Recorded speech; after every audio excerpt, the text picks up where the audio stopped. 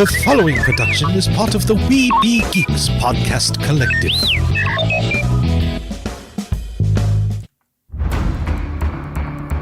From days long ago, from uncharted regions of the universe, comes a legend. The dream that came through a million years, that lived on through all the tears. It came here, the Fandom Nexus. Fabulous secret powers were revealed to our host as he plugged in his microphone. I have a podcast! Here he is, your Spider-Pan, Jeremy.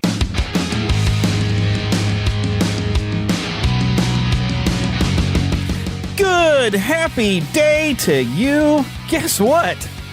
Episode 400. It is here. Episode 400. We made it. I've been talking about this here for quite some time that we're working on it and to make this episode special. And this episode is very special. Today you're going to hear Lost Boy Phillip and I in Marceline, Missouri, Walt Disney's Boyhood home, reconnecting with the original magic of Walt Disney and Disney as it was. And part of what made us love Disney is everything. I mean, Marceline is just where the magic lives. We actually recorded this the same weekend that D23 was going on, which is kind of a funny thing. And in fact, some of the museum staff was there in D23, and I think they had some of their items there as well at D23. But we still went and we had a good time, and I get to share that audio with you today. And I've got so much exciting stuff coming up in the next couple episodes. We've talking to Marshall Younger and Phil Lawler, which I've got those both recorded, and we'll be releasing those in the next few weeks. I'm actually going to have some weekly episodes again for a while because I've pre-recorded stuff. I didn't record anything new so much this week other than what you're hearing right now. I'm recording this right now, this week, and I plan to release this here this weekend and hopefully have it to you by Monday. But not only am I recording this audio, but if you would like to see what Philip and I are talking about, if you go to the YouTube channel, I'm going to upload, and you got to be careful because there's, on my YouTube channel, I have one that's more connected with the Spider-Pan, and I got one that's labeled the Fandom Nexus, but I got like two different Fandom Nexus channels, one that's got a good amount of followers, the other one has barely got any followers because I don't really do anything with it, but it's more connected to my personal YouTube channel. But I'm going to upload into the main one. If you go to Neverland, the Fandom Nexus, you should be able to find it, and heck, I'll just upload this to both places. But there will be video where we weren't allowed to take video inside the museum, but we were allowed to take photos. So we did take photos, and for the most part, what we're talking about, I've got a photo that coincides with it, but I mixed together some photos we've taken, some photos I've taken from previous trips, some video I've taken from previous trips, and I've kind of mishmashed it all together to make a nice, fun YouTube video where you can hear Philip and I's entire Marceline adventure. And have some video to correspond, so you can kind of get a look at what we're talking about. It's not an exact science, it doesn't match up perfectly all the time because, sometimes we're talking about something that I didn't get a photo of. And when we're inside Ma Vic's and we're eating lunch, I don't really have any photos inside Ma Vic's because I was eating. I didn't take a photo of our food. I'm sorry, that's very un-Instagram of me, isn't it? But there's a great video for you to go and take a look at if you would like, and you can see us all together. And the only thing you're going to miss pretty much at the end of the show, it will be like the typical thank yous and everything that I do at the end of the show, and maybe talk about what's coming up in the next couple of weeks, which I've already mentioned. Well, you know what? I might even just let that be the end of the show, because you already, I'm going to thank everybody later. I'm going to thank everybody because I have an exit music and everything. But I do want to talk a little bit about what I've been playing. I'm still playing Dragon Age Inquisition. I think I'm about to wrap that up. I've done nearly every side mission that I want to do in that RPG. And I've got several, I think I'm over 70 hours into that game. My goodness. And I'm about to wrap up the main story stuff because I've done all the side quest things. But there is a demo for Valkyrie Elysium, which you might have remembered Philip and I talking about that when a trailer came out a few months ago. Well, there's a demo out. I haven't got a chance to sit down on it because I was playing Dragon Age Inquisition, but I'm going to try that demo out, so that's what I'm about to be playing. But I wanted to let you know the demo is available because I think it's a very cool-looking game. So I want to check it out. You're going to play this Valkyrie girl, and I don't know. I don't know much more about the story than that. Other than the trailer looked pretty cool, and I thought I'd give it a try. So What I've been watching this week, actually Andor came out this week, but we're going to talk about that next week. But what I did watch this week, and I was a little behind on this, was Season 5 of Cobra Kai, which I'm going to say overall, yes, indeedy, I did enjoy it. The story, the characters, everything, the writing on that has been very good consistently for now 5 seasons. I think it's been consistently good. I did appreciate that this season was a little less teenage drama than some of the previous seasons, and more focused on. We had a good, almost mustache twirling villain in Terry. Wow, my brain just went out the window. I forgot Terry's last name.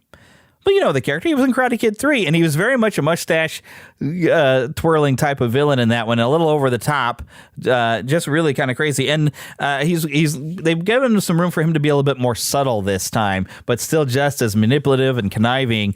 And overall, it seems like his main villainy in this would be his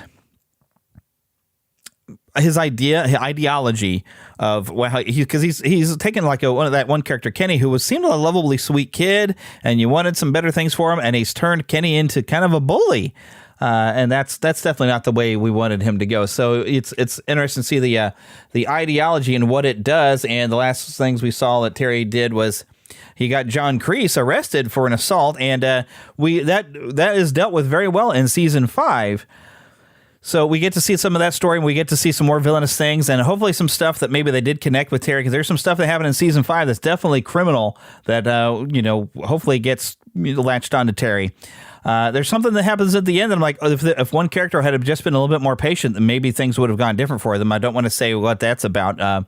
The only complaints I really would like to make is this franchise started with PG-rated movies, and you could take your kids and watch these movies without any qualms. This series, even the first season had some let's say artwork that was not age appropriate for kids to see, I think. But this one started out episode 1 with multiple instances of F-bombs. Even if they were in Spanish, it's still printed up on screen, but that was not the end of it. We nearly every episode had those F-bombs. And I don't think that was appropriate for something that kids are wanting to watch. And this is even something Philip and I were discussing, because his nephew's gotten all into Karate Kid after the movies and has enjoyed Cobra Kai. But it was bothered him that, he doesn't want this language used around his nephew. And I can understand that. And I don't feel it's appropriate for a franchise that was built upon families being able to watch that and have something that is not really overall family appropriate. Now, some people probably don't care about that language and whatever, don't mind, but I don't think that's quite appropriate for the PG audience you're aiming for. I mean, that'll get you an instant PG-13 if you utter it once in a film. If you do it twice, you're an R-rated movie, and they have it several times in this season. So let's basically turn this into an R. I mean, the first episode clearly would be an R-rated. And that's not what this franchise should be. So that would be my one complaint. Other than I feel like Daniel forgot some of the lessons Miyagi taught him about mercy. But then again, we have seen him slowly hit that gray area between Miyagi-Do and I guess Eagle Fang and Cobra Kai. And he did go a little Cobra Kai there in the third film. And there's definitely one instance I was like, Miyagi would be very disappointed in you, what you just did. There's very important things about keeping your word and not being deceptive, and honor is an important thing. And Daniel does something in this season that I thought was very actually dishonorable, and he was not keeping his word on purpose. And I think Miyagi would have some words for him. Overall, though, they did bring in some classic characters. Chosen as more of a character. They've just made him the most lovable guy that you'd want to hang with. He's just, and you can tell there's still that part of him that he is still that tough. You don't mess with this guy, Chosen, that we know from Karate Kid Part 2. But we've seen like the nice guy, good-hearted guy, very wise. Even some of the things he teaches the students. Chosen, he's my favorite character out of this season. He was just a great character. But we also get to see Mike Barnes return. I'm not going to tell you what happens with that. There was some really good humor in this season as well. I did laugh at a lot of things that were done pretty much for funny. Some of the hero characters, I think, are going to get away from stuff that would actually be criminal. Some assault, maybe. Chosen basically committed assault on a group of guys that was like, oops, I'm sorry. I guess you guys weren't my enemies after all. There's kind of a bit like that. And then even the final episode, there's definitely a bit of breaking and entering, trespassing going on, and even a theft that's shown in the final episode. And it's done, it's kind of humorous, but it's like, that's still a crime. It's like, hey, you're supposed to be our good guys. So, but overall, yes, a very good season. I really enjoyed it. I'm looking forward to what they're going to do with season 6. And I've even heard some talk that Sony Pictures wants to pick up the franchise with another movie, which personally I think, you've got a good thing going on with Cobra Kai. If you have some more good stories to tell, keep telling it through Cobra Kai. A movie is, fine. I guess you can make some money that way. But no, I mean, unless you're going to wrap up the series with a theatrical film, maybe. I don't know. I'm not sure where they're going with this. But that is, I guess, something Sony is talking about doing while they have control over the franchise. I think that wraps up everything I wanted to talk to you about before we just get started in Marceline. So let me just toss it over to me right now in Marceline. Well, here we are. We're actually inside the museum. The tour is about to start, but this is it, our 400th episode, and we're recording live. We sound like we got a tour about to start here, Phil, so we'll wander this way. We'll look in the gift shop here in a little bit. But here we go. I wonder how much it's changed in the last 3 years. Hi there. I haven't seen you in a long, long, long time. I haven't been here in like 3 years now. Okay. So it seems like forever. Yes. Well, how are you? Pretty good. Good. You brought your entourage along. Well, I was aiming for an entourage. I'm recording actually the 400th episode today, but this is my pastor and my best friend since I was 7, well, and good. He's been co-hosting with me. What's so your name here? Inez. Inez, it's nice to meet you. Not many of us around. Inez. Yeah, not many, but she's got some serious history. Wonderful. Oh my goodness. So anyway, we appreciate you coming. No problem. And the Disney family stepped off the train right out there in 1906. Wonderful. Yeah, Mother and Dad decided Chicago was no longer a safe place to raise their family. Smoky and crime-ridden streets. Elias and Flora had grown up on a farm, and they wanted that for their children. They had 5: Herbert, Raymond, Roy, Walt, and Ruth. Well, Herbert and Raymond were teenagers.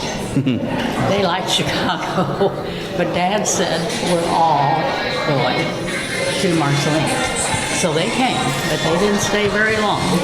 Came over here in the dark of the night and jumped on a freight train and went back to Chicago. It was easy. We have 70 trains that go through a day. So they didn't spend much of their life here. But Walt and Ruth loved it here. Roy did too. He was borderline. Yeah. She was older than Walt. But this is the house they lived in. And when you go to the farm today, you'll see a large red house. This is encompassed within that house, but it isn't open for tours. It's a private residence. So I'm still trying to get myself an invite in there.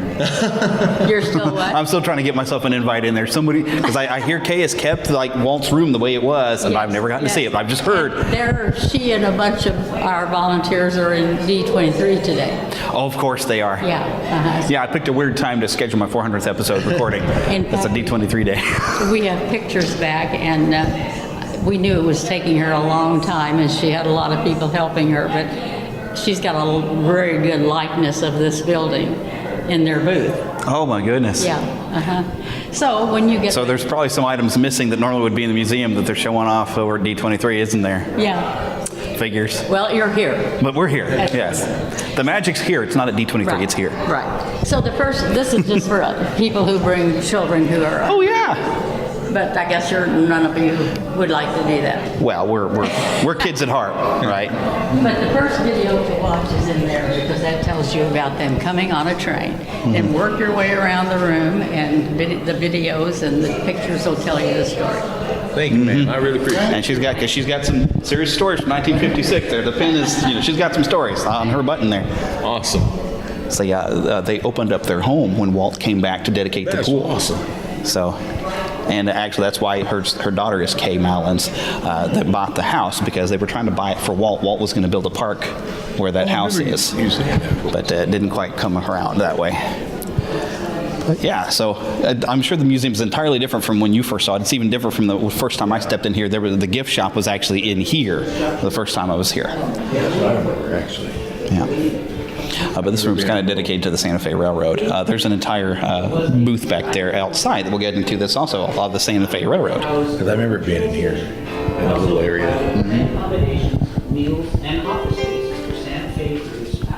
I should be careful about the audio of the TVs. So there's probably copyright on it, I'm sure.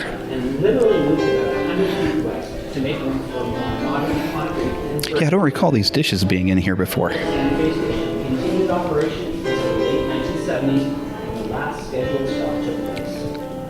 Old pencils. Now it's pretty safe to say Walt's lifetime love affair with all things train started in this very scene. Walt's uncle, Mark, was a conductor. Yeah, I'm vaguely picking up the audio of that, but I'm sorry, I don't want to record their videos. So we're moving right into this room. There's a lot you can learn over there, of course, from them coming. I love this lamp. This was not here before. I also love that they're showing the Alice comedies here. Yeah, that was a big deal at the time. Yeah. That's actually new. Alice's Wonderland and Oswald and Trolley Troubles. I wonder if they show the Trolley Troubles over in here, too. So here by the train stuff that they have, that makes a lot of sense. Yeah. Yeah, you're going through the room. Now, the fun thing is one of the times that Walt came back, nobody really knew about this dreaming tree thing until he came over and started telling stories about it. And here's Walt and Roy over by the dreaming tree. And this is where he would tell stories to little Ruth. Yeah. And this is why Ruth would say he was like the greatest storyteller ever, even as a boy. But that's where that imagination was just growing. And he would draw pictures and stuff under this tree. I think every kid has a place, I don't know about every kid, but I know I did, has a place where they just let their imagination go crazy. Yeah, and there it says it was large cottonwood, still stands where Walt played, studied belly botany, and hatched his schemes. Now, unfortunately, the tree weather has destroyed it, but they've got son of the dreaming tree that's over there. We'll go get and look at that later. They have labeled Walt. I was about to say, can you find young Walt in this picture over here at a school? But there he is. He's labeled right there. You can see in his eyes. Kinda. It's a very fuzzy picture. I bet Ruth is in this picture somewhere, too. They're blonde looking in this. Yeah, the black and white ones. Those got to do with Peach from Peach Dragon a little bit. A little bit? Yeah. And they say in this other photo you can find Roy, because he started at 9th grade. I don't know if they've got Roy labeled. I don't know. And I don't know that Ruth is in this picture. So I can't remember. See, it says Walt was nearly 7 when he enrolled for school because his father wanted him to wait until Ruth was old enough to go. So yeah, Ruth should be in here too. So he started school a little late. This is probably Roy's right here, most likely. Yeah, Roy is up in that one. Yeah, that's what I was just talking about, because he was 9th grade. You spotted him? I'm pretty sure. Isn't that him up there at the top? At least it looks similar. What one from the right there? Yeah, it seems like, I could be wrong, but just that he had... Or that middle tall guy. Yeah, because... I could be wrong. I don't know. Had that Roy look. I was thinking of the slightly blonde-headed guy there, second from the right. Might be right. It's hard to tell. They didn't label him. Yeah, they didn't, but he just has that Roy look. You might be right. Okay, now here's the Park School in 1946. I think this is part of the return, some of these photos. Oh, yeah, I love this photo. Oh. Yeah, I saw it. And there's Inez Johnson, who we were just talking to in the video. Yeah, she's super sweet. And somebody had told me they thought that she had passed away. I'm glad she didn't. She's still with us. She's telling me that, actually. Yeah, somebody had told me that, and I think I even did say something on the show. What was this program? Band concert by Marceline School Board, Invocation. I wonder if this was the program. Yeah, because an address by Mr. Walt Disney. Bruce Barnes, architect. Pink Panther shirt. I wonder if this was the dedication for. Let me see what it says. Well, he's trying to film videos. Let me go around here, this other side, see what this program is. Does it say on the other side? Cornerstone ceremony and dedication to the open house of Walt Disney Elementary School. Oh, okay. And I think they still have the cornerstone, but the school is no longer like that. My dad would have been 1 year old at that point. Oh my goodness. 46. I've been told so many stories on this wall over here. Okay, so I already mentioned. Yeah, I've actually met this boy, all grown up, actually over at Mauve Vic's. I've got his entire story recorded, if I can find the audio of it, because I lost that hard drive. But Inez's daughter is right there. as a little girl, a little 8-year-old, and that is Miss Marceline being crowned by Walt Disney. Is she the one who lives in that house? Yeah, Kay lives over in that house, but she's not here. She's over at D23, which I kind of figured. I've heard the story also of Walt pointing over here. They premiered the Great Locomotive Chase here in Marceline, and they had the kids had never seen the Mickey Mouse Club, but they all learned how to sing the song. And so they sang it, and Walt had a little tear out of his eye, then they sang it to him. But he got up there, and he pointed over to this clock over there and says, well, time for the show. I will show you the theater where that happened. That's cute. But yeah, there's some of the pool dedication over here. This is when they brought him back. But yeah, Inez and her husband, they're the only house around here that had central air. So when Walt came, they wanted to make sure that he had good air conditioning because it was the best house in town. So they had him stay over at their house. That's cool. Which is part of Inez's stories. And her husband and Walt became pretty good friends. So it's 4 years later into that one. Yeah, 4 years later. This is where they came back with the school. The playground equipment that he brought. Yep. Do they have one of the flags? Like the orange flag has only flown, I think, over the firehouse and I think over the school, because that's the one he got for the school. But there's the Disneyland flag. There's an orange flag you see on the other side. This one here in the middle is showing 1956. That's only 10 years before he died. And then 1960 When you shows think about here. it, That's yeah. only 6 years before he's passed on. So he probably had the cancer. Morbid. Well, I'm glad that he got to do all these things. He got to do all these things, yeah. You never know. I mean, yeah, because he didn't know he had cancer until he went in. But yeah, here's the orange flag. That's a rarity. You got to see this. And I don't know if you've seen, like down in my master bedroom there, I've actually got a miniature version I bought here. That's cool. But it was only flown at the school. The Mickey Mouse Club days in the late 50s, early 60s. Only here in the firehouses and places. It was actually, I think, meant to be part of the ski lodge that he was going to build in California, but he didn't get permission. But there you go. That is so cute. I love that. Yeah, and it's a great flag, and I'm so happy they've got it still and it's preserved. Yeah. And you saw the Disneyland flag on the opposite side of this thing, right? But see, it's all coming back to me, all the things I've learned for all my trips coming here. The funny thing is, I'm being a good tour guide. Yeah, you never know. Yeah. You never know the stuff they put in here. We used to hear that as kids, but I love the old spelling book here. My mom has some of these, actually. The McGuffins. Let's go to the other side of this desk. I want to challenge you to find something. Here's the old the bell, yeah. And it's cracked. It's not the Liberty Bell, it's the Disney Bell. It's the Disney Bell. Let's see, featuring Walt Disney, Marceline's favorite son, Walt Disney's first grade desk, school bell used by a principal of Park School when Walt Disney was a student, Mickey Mouse flag and Disneyland flag donated by Walt Disney, and the 1960 dedication of Marceline's first Walt Disney Elementary School. A little toy. Yeah, Animal Safari. But go to the other side of this desk. I'm going to challenge you to find something. I guess those are... All right, from this angle, you should be able to read it. Oh, find Walt Disney's initials. I see it. There it is. Yep, it's twice over. That's how he found it when he came back. He looked and checked all the desks looking for his initials and said, "This was my desk." That's great. So that's how they know it's him. Now this actually still belongs to the school, but the school loans it to them over here at the museum. But they like to display it at the school as well, apparently. You know, he vandalized. This is a historical vandalism. Historical vandalism. That's one of the times you're kind of glad somebody vandalized their school desk. It's a historical vandalism. I like it. Although at the time you would not have known it. Oh, you would have. Heck, I got in trouble for drawing all the time. Not necessarily in the books, because when I did something like such, I got beat for it at home. Not in a real beating, but whipping. And here it is. Here's Walt there it is. finding his desk there with his is. Initials. He's pointing out, look at that smile on his face. And his brother sitting there like, oh, you devil, you. Like a brother would. Because his brother was the more serious one. Right, more serious-minded, more business-minded. I like this. Disney's trip to Marceline was in 1960 for the dedication to the new, what is that? $336,000. Which, that was a lot of money then, especially compared to the way it is now. I mean, you got to realize. And the next sentence, he even sent artist Bob Moore from his studio to decorate the building with Disney character murals. That's awesome. Unfortunately, we can't go inside the school, but we can look in the window and you can see some of the murals in the front. That's awesome. I love murals like that. It's very, very cool. Yeah. On the flagpole from the Olympics at Squaw Valley, where he had been chairman of pageantry and a special Mickey Mouse pennant, actually the moon flew over his Disneyland apartment, which is the ones that behind us, but that pole is still the one that was at the Olympics at Squaw Valley. All sorts of, it shows a diploma, his high school diploma, at least a copy of it, if nothing else. Yeah. That's great.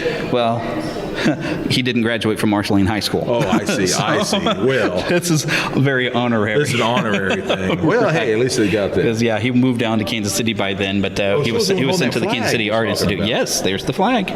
That's great. They showed him on up there. That's great. I love it. This museum's got all kinds of great stuff. You even got the telegrams going back and forth to invite Walt down here. That's neat. Western Union. So, but I love this. There's a photo of there's some of the murals in the gym of the school. Oh yeah, you can see a lot of. Yes, there's a Bambi. I love that. It shows I'd love to go and basketball. look inside that school. It would be so cool.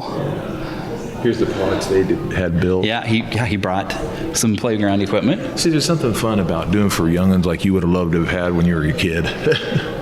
Now we can go. They've been rebuilding on this track. I've walked the path of the original. Wow. The Midget-Autopia was taken out of Disneyland. Well, he basically built a small one here, but he brought it out of Disneyland. And this is one of the original cars. They've done a rebuild outside. We'll go and take a look at it here later. I need to get some photos when I'm outside. But I love it. I love the little picture they have here. They have a big old painting and it has paint stuff put on it. I think you just pronounced it like RC. He's come here several times and painted actually quite a few murals you're going to see around this museum. He's got a really kind of fun, colorful style to his art. It's really cool. Yeah, it's really neat. But there's Kay there in the video. Yeah. She's been on the show before. She's a real sweet, nice lady too. Wonderful. Oh, and here's when they go to D23 and stuff like that. They usually take a bench and have a bunch of people sign it, and that's one of these benches. I think there's another one out there too in the main hall. But yeah, this is people. Oh, I forgot I was going to bring some Sharpies so we could sign the barn. I'll have to show you the circus barn or whatever when we get over to there.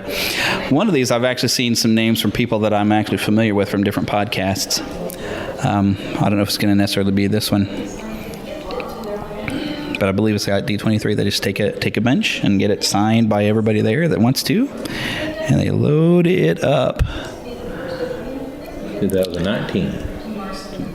Yeah, well, it's hard to find like particular names on there. I know my name's not there, unfortunately. I've never been to D23. You're turning all over your goofy. My name's not on there. I wonder if they moved the plaque. This was relocated from Magic Kingdom of Disneyland as a gift to the children of Marceline, or of this community, from Marceline's favorite sons, Walt and Roy Disney. Accepted appreciation, 1966, July. So, and here's like the dedication to bringing it back. Just a few months left. Yep. But I can show you the park where that used to be, and they've rebuilt it here, just outside. We'll go take a look at it when we're done looking here. Yeah, clocks. There's Walt Disney World, Marceline, and Disneyland clocks. That's cool. So we know what time it is. Yeah, everywhere. I remember that. Alrighty. That's really cool. Well, they have postcards of different things here now too. I'm gonna have to see. Yeah, there's some books over there. I'm kind of want to go. Okay, I think we can go through this door mainly. I think. Yeah. Oh, that's fun. And those were boys that actually showed up over at Inez, her home, asking, when's the pool going to be open? I wish I could go back in time and meet them. Oh, man. These masks? What are these? Yeah, they're masks for COVID masks. This tree's what's on it. It looks like it's the Dreaming Tree. The Dreaming Tree. Yep. If you go into the post office, they'll stamp something with the Dreaming Tree, cancel stamp for you too. But yeah, we can look in the gift shop here later. We still got a lot of museum to look at. We're just getting started, dude. But yeah, because there's definitely, I want to definitely look around the gift shop. And yeah, so this is where I bought my flag that I have at home.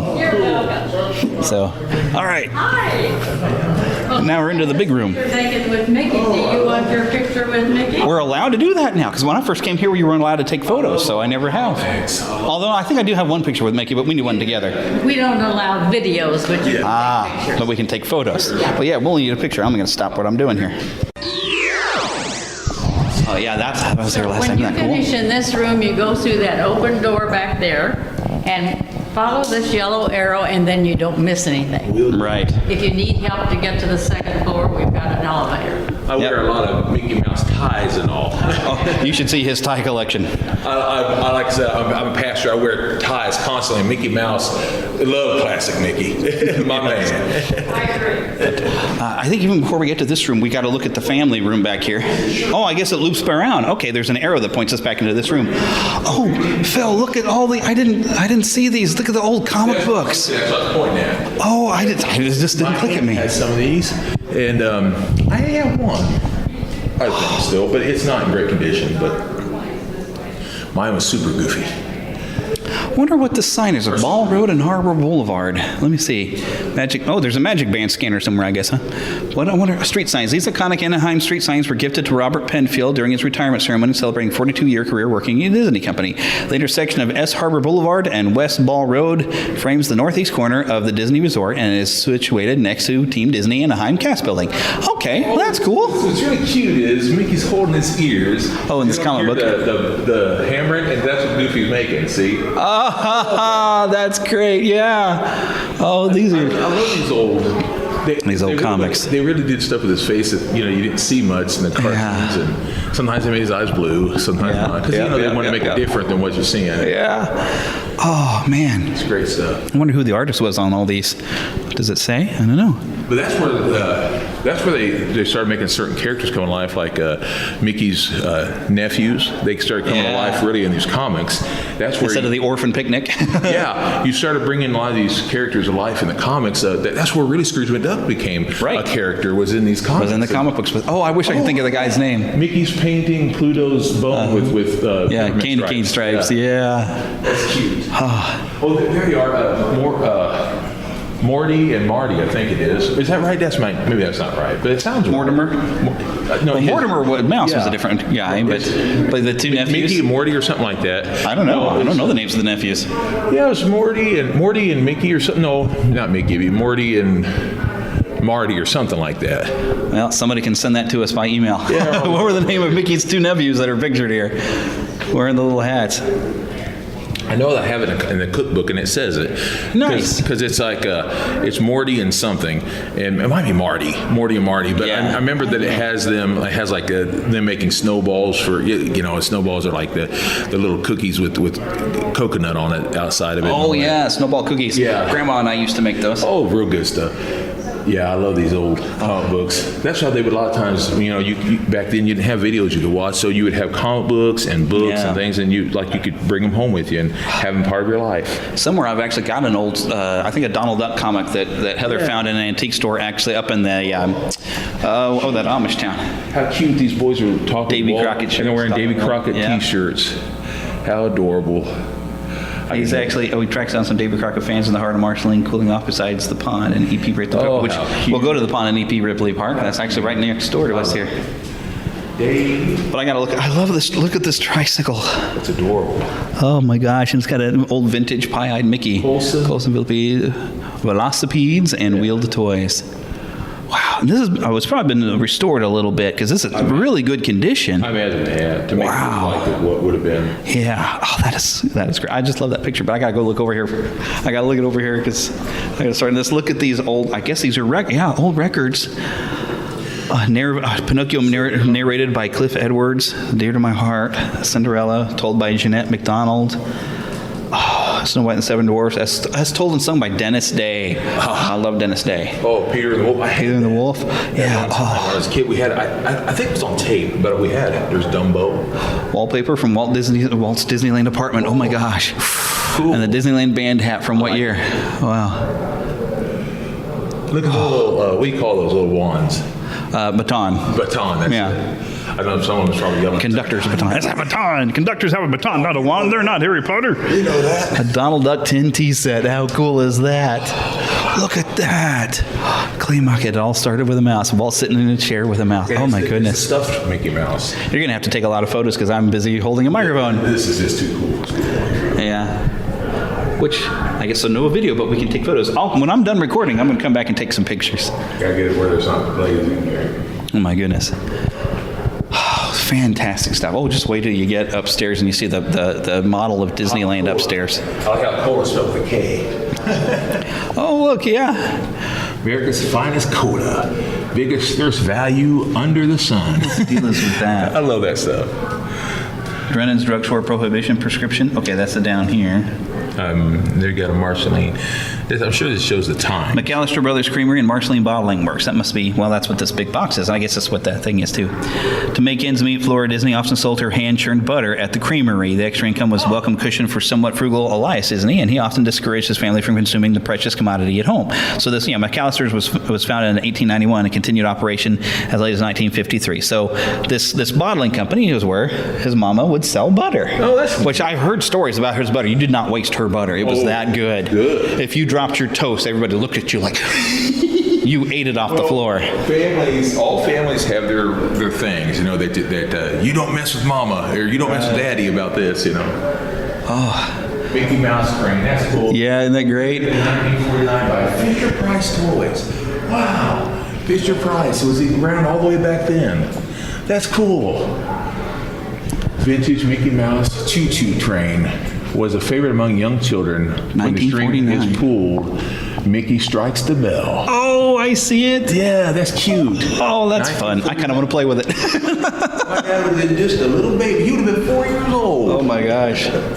Well, look at here's from Kent Johnson, Kay Johnson. This is stuff with Walt Disney gave Kay some autographed pictures here. Look at this. I've seen that painting. I love it. Yeah. Signed by the man himself. I loved how Mickey Mouse looks almost 3D-ish there. Yeah, it's really good artwork. Oh, it's great. The shading and all. Oh my goodness. And at that time, when they did that, I don't remember what year it was, but in that time, they were going in the late 50s. They were going through a time. 1956, it says. Sometimes they were making a shading inside his ears where it did almost look 3D. Yeah. It didn't last very long. They did that little highlight you can see there. Yeah, they didn't last very long because sometimes it looked kind of strange, but that one didn't. Oh, look at this banner. Wish upon a brighter star, a new Fantasyland coming true in 1983. Look at this. Is this the original painting of it? Or? That would have been... Concept art. Okay, here we go. Disneyland was going to reimagine Fantasyland and fabricate a large wall to hide the construction. They turned to Imagineer Kim Irvine to design this beautiful original concept art, which was then used to create the temporary facade at the entrance of Sleeping Beauty's castle. Wow. So this is what would have been up there to hide the construction. That would have been just a year after I visited Disney World. Oh, my goodness. Yeah. For the first time. Yeah, when you were just a little guy. When I was a baby, but I don't remember any of that. I mean, I was a baby. The Jungle Cruise book from the Disneyland Hotel. Did I say boot? Jungle Cruise boot. It's a boat. It's a beautiful boat. That's true. It was hand-painted guitar circa 2014.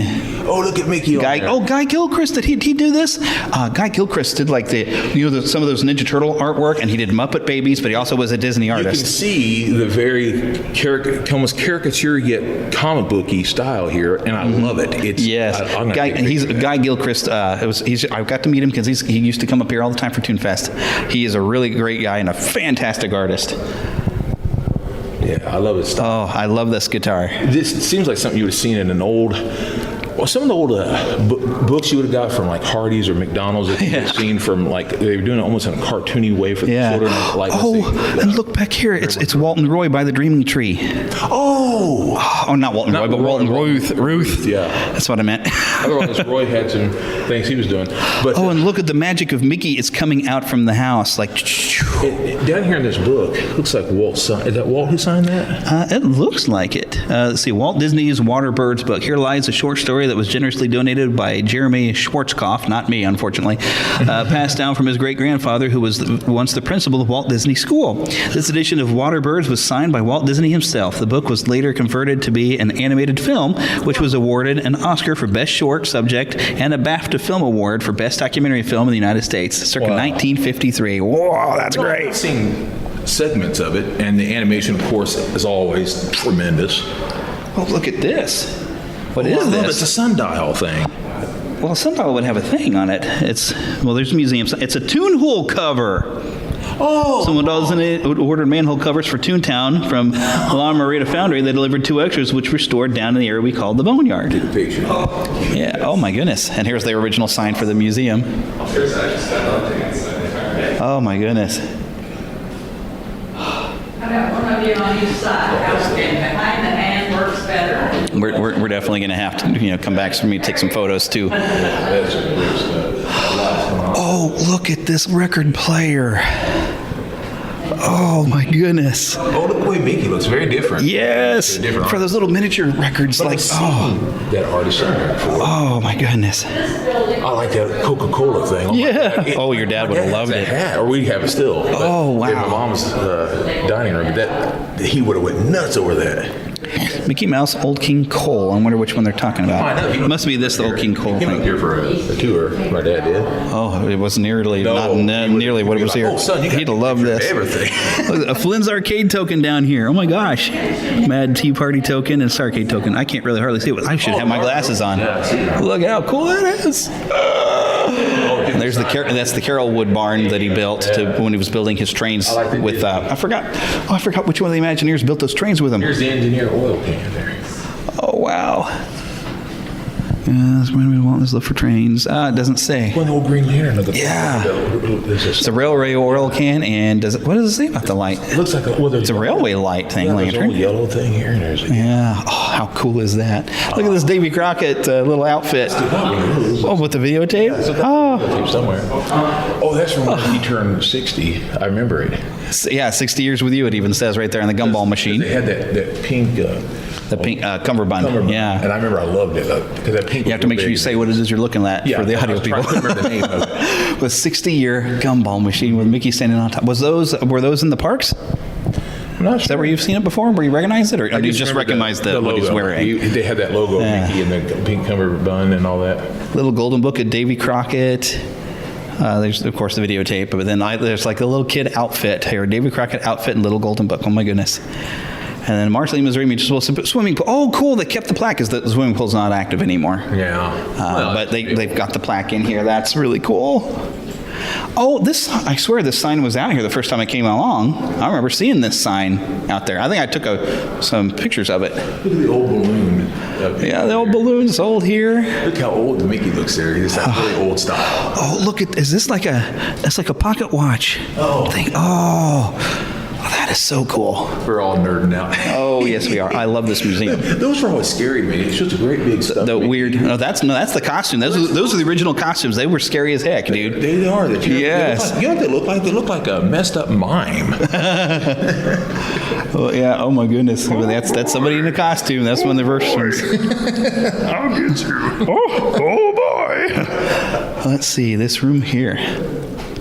I think this is the room I used to. First time I came here, they were showing the documentary that his daughter his daughter though had put together because she got tired of people saying stuff that he was frozen and underneath the castle and stuff. But I sat here and watched the entire documentary and I learned so much stuff. Because people. Diane Disney Miller. Yeah. People made all sorts of stupid things. I jokingly made a picture making fun of that, where now that Star Wars is a part of Disney, where I had a picture of Walt Disney with the frozen Han thing, the carbonite, But I was making fun of the rumors, that's all. I wonder, because this is an ambassador hat. Yeah, I've seen. And I guess the medal, a 50-year anniversary. An old. Because I've met, they had one, Ken Facey, one of the ambassadors, actually come here. I got to meet him. He's a super nice guy. There's an old Disney film. You remember how they used to have these Sunday night specials? Yep. It showed a young lady wearing that at one point, and coming up meeting him wearing a vest like that. Mm-hmm. It was always awful cute. Oh my goodness! This room is entirely new for me here. I mean, the whole ambassador room. Look, I love that snow globe of the castle. Yeah, I like it. Christopher White, 2005 Walt Disney World Ambassador. That Mickey Mouse down at Disneyland. Oh. Or Alan Disneyland. Out in Disneyland. Oh, and there's the teddy bear guy. Yeah. So this was all from Christopher White, which is that a photo of him and then somebody named Sarah? There's this 64, I'm assuming it's newer, but it shows the Disneyland pin. And it's a great big Disney D, and it has a Tinkerbell over the castle. And that's awesome. That is really cool. First ambassador selected in 1964. Wow. So these are, okay, so, and it says on this picture here, a story told through the experiences of two Walt Disney Hometown Museum board members, Sarah Spike, who 2004 ambassador team, and Christopher White, 2005 ambassador team. So they're board members of the museum. And they brought all their uniforms. Look at this. Or whoever it was. It's the Vinylmation. Yeah. Maybe it's a Vinylmation. Yeah. That you can buy those in the parks. But is that one that they made of Christopher White? It's pretty cool. Disney Ambassador. It's a Disney Ambassador Vinylmation was gifted to my son Cameron by the 2013-2014 Ambassador team, Rich Tamio and Ty Arnold, during a family vacation to Walt Disney World. My son was a huge collector of Vinylmation at the time, so he was thrilled to receive this unique addition to his collection. So it's just a generic Ambassador. I see. But it does look. That's really neat. It's nice. If I was, a kid, so I would go nuts over that. Yeah. Collector toys. Don't lean on the glass. I'm on the. But I would just be careful. But look at these costumes with, oh my goodness, like the vests, got all the Mickey heads and D's on them. Oh, wow. I like this picture here. It shows Mickey. That's a little drawing, making an official statement. Look at the ambassador badge on that. So hear ye, citizens of all nations, be it known that Walt Disney World Ambassador Team will represent Walt Disney World and the millions of happy citizen vacationers. I'm not going to read the whole thing. It's long. It shows Mickey drawn almost like some of the 17 or 1800s. He's got a scroll. Yeah, he's got like an old Patriot style hat on. Yeah. Look at this here in the center. Oh my goodness. I don't know how to explain it other than it's like recreations of the Sorcerer's Apprentice and 3 different things where he's up on a thing doing the magic, he's casting a spell on a broom. The whole cartoon. Yeah, and there's where he's falling asleep in the chair. It's like it's brass or something. Wow. There's a description over here. Let's see. Sorcerer Mickey Bronze Table, designed by talented Oregon artist Michael Maiden. This bronze artist proof derives its color from a process called force oxidation patina. The proper colorization is achieved when different acids and nitrates are applied to the bronze, then heated with a blowtorch, forcing the bronze into these specific hues. This is a 1 in 30 produced by artists and was gifted to the museum by an anonymous donor. Ooh. Look at here. They have the tickets to the 35th anniversary. The 35th anniversary. Wow, the Sunny Gummy, Winnie the Pooh, Goofy, Brer Fox, Roger Rabbit. Duck. Oh my gosh, Brer Rabbit, Pinocchio. Brer Rabbit, Roger Rabbit. Look at these. There's another set over here of all these special tickets. Chip and Dale from the Rescue Rangers. I'll say sorry, no win. I wonder what that's about. I don't know, but it's like they had like a little prize contest. Let's see. To celebrate Disneyland, each guest was given a ticket, and upon entry would be told if their ticket was a winner or not. If they had a winning ticket, they could proceed to the Dream Machine, a huge device that was put on the hub of Main Street. Here, guests could offer up their winning tickets for prizes such as Disney videos, Mickey Mouse watches, pins, posters, plush toys, or coins. But the luckiest guest could win a brand new GEO car. Wow. 1990.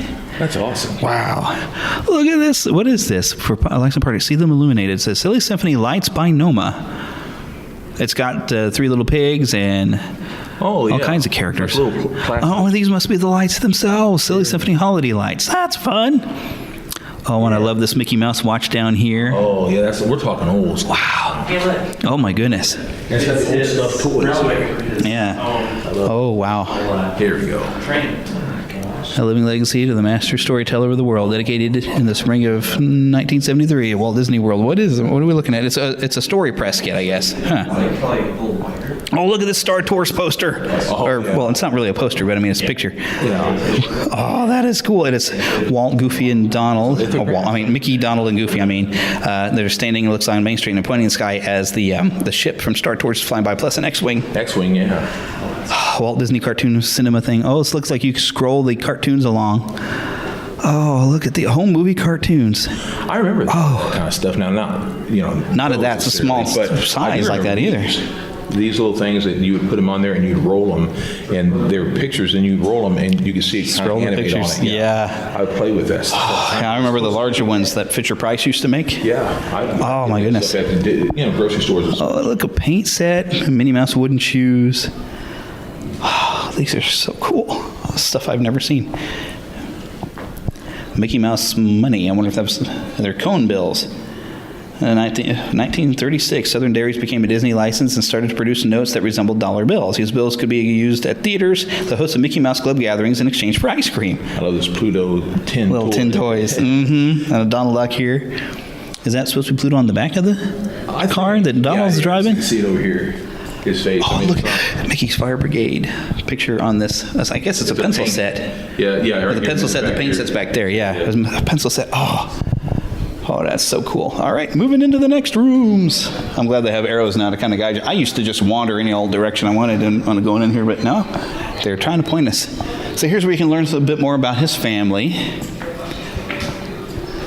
So, in 1933, after 2 miscarriages, Lily gave birth to Diane Marie Disney. Walt was receiving an award from Parents Magazine when he got the news that Lily was in labor. He rushed out of the ceremony without a word and arrived at a hospital in time for the birth.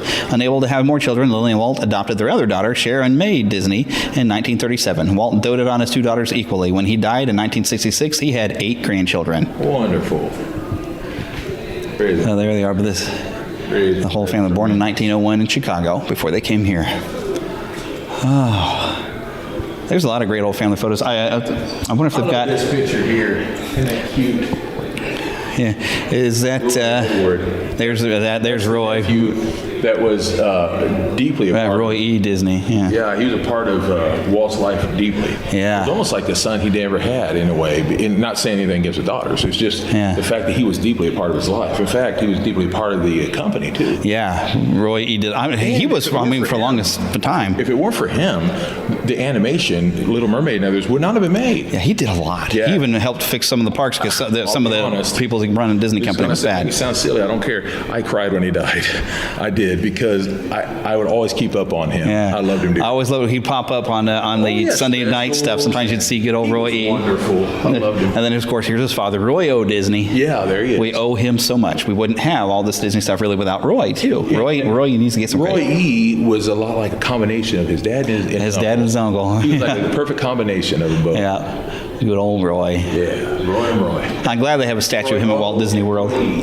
Oh, I love this. This was Ruth's TV that she was given so she could watch the opening of Disneyland because she didn't have a TV, and so Walt sent her one. And this is, I believe it's the one that was Ruth, or was it their mom? No, so, well, Ruth had it. Okay, Ruth Disney Beecher's son Teddy recalled, "My mother wasn't very fond of being in large crowds, so she declined Uncle Walt's invitation to opening day ceremonies of Disneyland in 1955. To be sure we could enjoy the ceremonies from our home, Uncle Walt sent Mother the money to purchase a new television set." Yes. So he didn't send the TV, he sent the money. But they're actually playing the footage of the special. Not just that, the TVs at the time were a lot more breakable than what we have now. Okay. And so it would have been really not very wise to do that. Yeah. Better pick your own. Although they have a different screen in there. Well, sure. It's a Disney Vision screen going on inside because the original screen's not there. Oh, there's little Ruth with Walt. Oh, isn't he cute? Ruth and Ted, yeah. Oh. You can see those big eyes and the big ears. Oh, yeah. I love it, though. I love those ears. They're actually not big ears. They stick out a lot in the back, that's all. Yeah. But they're adorable. So there's Flora, that's his mama, and there's Ruth, his baby sister. They got a whole pages on there to celebrate, celebrating strong Disney women. That's new. That's good, though. That's good. He loves his mama and his sister. Yeah. They got entire stores, my goodness. Look at her. She's a cute little girl. I think she grew up. Good for her. You can watch her grow up and go look at these pictures. I love the old hairdos back then. Yeah. They're so cute, wavy hair. My goodness. Drawing the stuff here. Yeah, it looks like I wonder if she drew those. Ruth Disney was only one of Elias and Flora's children who did not settle in Los Angeles. She moved to Portland, Oregon with her parents and later married Theodore Charles Beecher. The Beechers settled in Portland and had a son, Theodore Warren, also known as Teddy over there. We saw his hat actually over there. Born in 1940, Roy and Walt always looked after their little sister. Walt once won $300 in a craps game and immediately wired the money to his mother. You may wonder what kind of hat it was. It was a Mickey Mouse hat. Yeah. In case you didn't realize, when I just say a hat, clearly it's a Mickey Mouse hat which says Teddy. Yep. Oh, here's the other brothers. There we go. Oh, yeah. Herbert here always looks to me, reminded me of Alan. He was Wilbur, and he was the voice of Scrooge McDuck. I forgot his last name for some reason. But he looks a lot like Alan. But they all have the same basic looks of the nose and a little bit of the chin and all that. Yeah. I'm trying to think now. Okay, so he was the oldest one. One of these guys. My nose wasn't too far from that. One of these guys became a mailman. Oh, here he was. Yeah. He found that too confining. He took a job as a mail carrier for the Postal Service. In 1920, he moved with his wife Louise and daughter and Dorothy to Portland, Oregon. But they were, Walt and Roy were at the Pioneer Trust Company in Kansas City. But there's a quote that I think it was in the documentary where Walt said his brother Herbert was smarter than him because he took a job at the post office instead of doing something crazy. Yeah, I couldn't cut it after 3 months. No, I wasn't saying that. Yeah, but I was not good at being a mail carrier. Well, then I attempted it. Let's see. I guess the idea would go upstairs. Oh yeah, they got more artwork. Raymond here. Oh, Raymond over here. He always kind of looked like he's up to something. He just looks like he's clever. You know who he looks similar to, though? Even though I realize it's based off of young Walt. But what Mortimer Mouse? Yeah, he does look like Mortimer Mouse. But he just kind of looked like he's like got some sort of clever scheme going on, Well, he doesn't might he? be clever. Who knows? He smoked cigars, never married, and never learned to drive a car, and was often seen pedaling around Los Angeles in an old-fashioned bicycle with balloon tires. There we go. Mortimer had the cigar. He was the last surviving Disney brother, died in 1989 at the age of 99. I'll be dog. So he was around for the time that Mickey became. He was already 60 at the time, so he was around for a lot of that. Yeah, he was around for a lot of it. I think he's the second oldest brother. I'll be dog. So there's Uncle Robert over there. Robert Disney was the main reason for Brother Elias and his family moving to Marceline. Yeah, I think it was Robert that helped him buy the farm, if I remember correctly. He bought the farm. Yeah, he bought the farm. So yeah, Marceline, he was known as the Gold Bug Disney because he often spoke of the gold stock he owned. It was a big occasion for the Disney family when their elegant, distinguished Uncle Robert came to town by train from Kansas City. There you go. That's where we're from. Yeah, we're from Kansas City, in case they all didn't know. Here's a nice pair of hands. The spring spirit at Christmas time, that God will bless your home and those who love with lasting happiness. Robert J. Bob Disney and family. Oh my goodness. Look at these clips for like old video that they've transcribed some of the old videos over. Card down here they have The prayer hands card. Yep, that's what I was just reading from. I just read it onto the show. There you go. I like it. I'm sorry. It's a Christmas card. Yep. It just shows the prayer hand of the star. That's nice. Oh, this is also nice too here. Every museum starts with a gift. Our gift came from the Disney family. During her lifetime, Ruth Flora Disney Beecher amassed a considerable collection of personal artifacts that showcase the achievements of her two world-famous brothers. From the early days of Marceline, Ruth relied on her siblings for both friendship and advice. The letters you'll see throughout this museum are intimate and personal and show a loving family relationship that lasted a lifetime. She gave them so much stuff. They got probably stuff they haven't even put out yet. There's so much. Just some beautiful pictures. Robert here. Samuel Disney Jr. Showing him as a baby. And there's a cute dog looking at him, too. Goodness. So There must be a lot of Ruth stuff. Show some just married pictures. Let's see, who's this? Eli, is that Elias? Elias's brother Robert. Yep, Elias, that's Disney's Walt's daddy. Oh, that's Elias. That's nice. Roy was married to Edna in Uncle Robert's home. Roy got married to Edna, which we saw the picture with him, Roy and Edna. Cute little photo. So, there's an affidavit. I don't read necessarily everything usually. Yeah, there's Inez. Kate was just on this video just a second ago. These videos weren't here originally either. There's Ruth. Yeah, there's Ruth. I wonder where she'd passed away in 1995, huh? Oh. I wonder where she's buried at. Okay, yeah, it's in Portland, Oregon, so she must have just lived there the rest of her life. All right, now we got some stairs. But the nice thing about these stairs, you got something to read. More things of importance happened to me in Marceline than have happened since or are likely to in the future. Oh, that's nice. Oh, yes. And as we get up, hidden Mickey right there on this this artwork by that Mr. RC guy.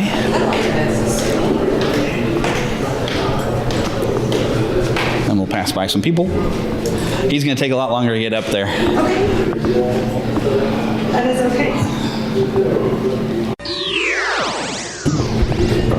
All right, so now we're on the second floor, and you was just looking in the Club 55 room, which I don't remember what episode number it was, but I was actually here for the presentation of Club 55 room, and I was telling Philip they actually had Tom Nabby, I think that's how you say it. He was the first Tom Sawyer on Tom Sawyer Island, and on also the Robert... what was his name again? I want to be careful in here because there's a video that plays, and here takes the audio. What was his name again? Robert Penfield or Bob Penfield, I believe? Yeah, was it?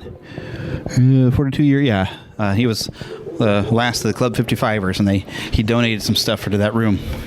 So you're looking at a bunch of collection of how Marceline inspired some movies. Yes, and one of them I've been telling you about a lot is Pollyanna, which I'm going to try to see if you can come over this week and we can watch.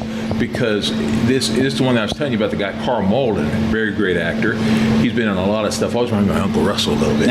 He kind of does. Yeah, and then this guy Agnes Moorehead, who was on a lot of shows, including Bewitched and other things. Agnes Moorehead, been on a lot of great movies and shows. That's her right there. And she was a redhead and was in a lot of great films. And the great inspiration of this, besides the town that's in this town here, so it's based off of a little bit, the small town feel. But when this movie is great, is the small town has kind of a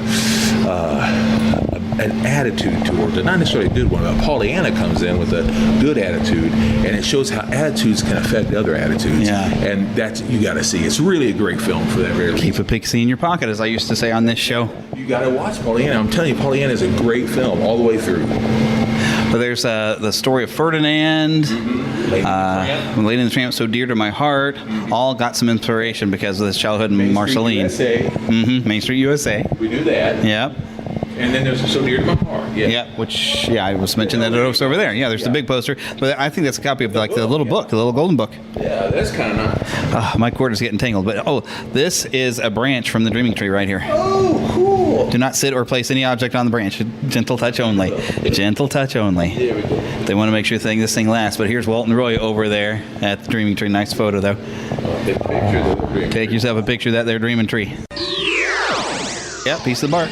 This piece of bark was retrieved from Walt Disney's historic Dreaming Tree as it fell during a particularly harsh windstorm in 2015. See, you can make good even out of bad. There you go.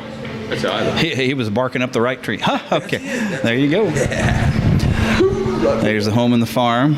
Oh, I like that. Yeah. Well, you got to see what we're looking at here. You're only at the side of the. They've recreated the front of the house as it originally was. Oh, I like that.